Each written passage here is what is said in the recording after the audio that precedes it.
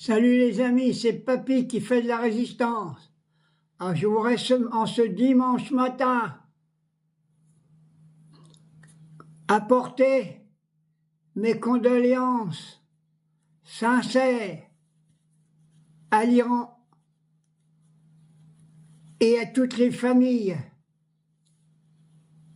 de savants iraniens qui ont été assassinés par Israël.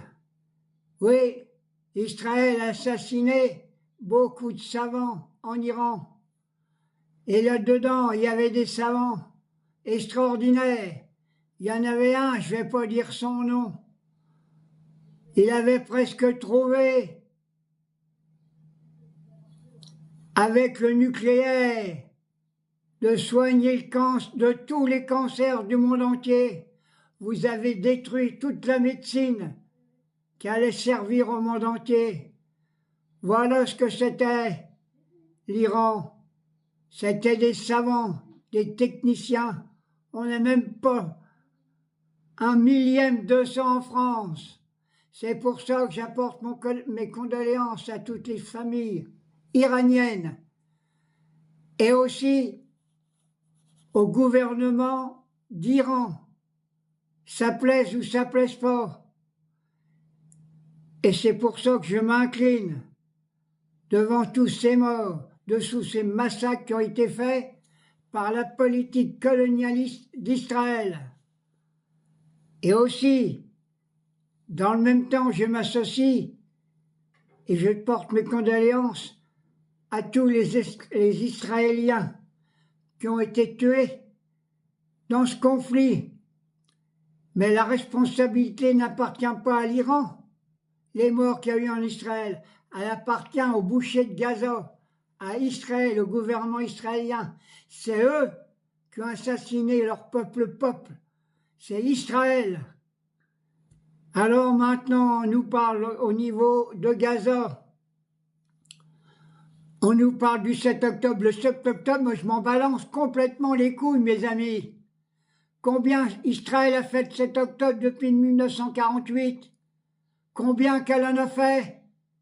Faut peut-être réfléchir un peu. Israël n'avait rien à faire déjà sur ces terres. Et je le dis, ces terres appartiennent aux musulmans. C'était un vol des terres. Voilà pourquoi qu'on en est en ce moment à cette situation. Oui, on nous parle du 7 octobre et on nous parle du Hamas. Eh bien, je dis heureusement qu'il y avait un peu le Hamas, que ça plaise ou que ça plaise pas. C'était la seule armée qui était capable de soutenir le peuple palestinien contre les génocides, les massacres que les colons ont fait dans toute la Cisjordanie. Oui, j'ai honte de notre gouvernement français qui ne veut pas encore reconnaître la Palestine. J'ai entendu hier le connard, le ministre de je sais pas quoi, là, des armées,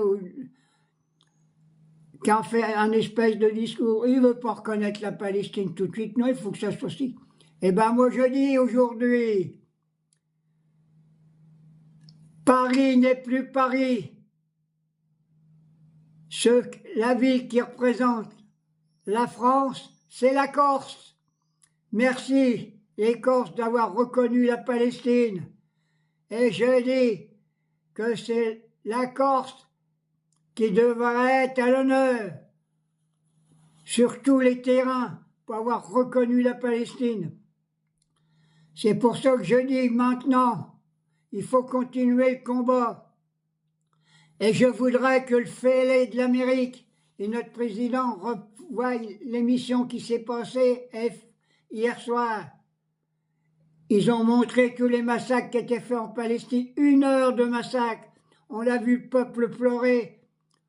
On a vu, grâce à des journalistes que je connais, à Gaza, qui ont pu publier ce documentaire atroce. Macron, t'es plus digne d'être président de la République. T'es considéré comme un génocidaire et je le maintiens.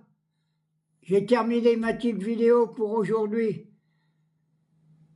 Mais je vais revenir Et je suis prêt à faire encore beaucoup de choses pour dénoncer tout cet affamie qu'il y a dans le gouvernement français. D'abord, c'est pas un gouvernement. Hein. Ce sont des serpillères.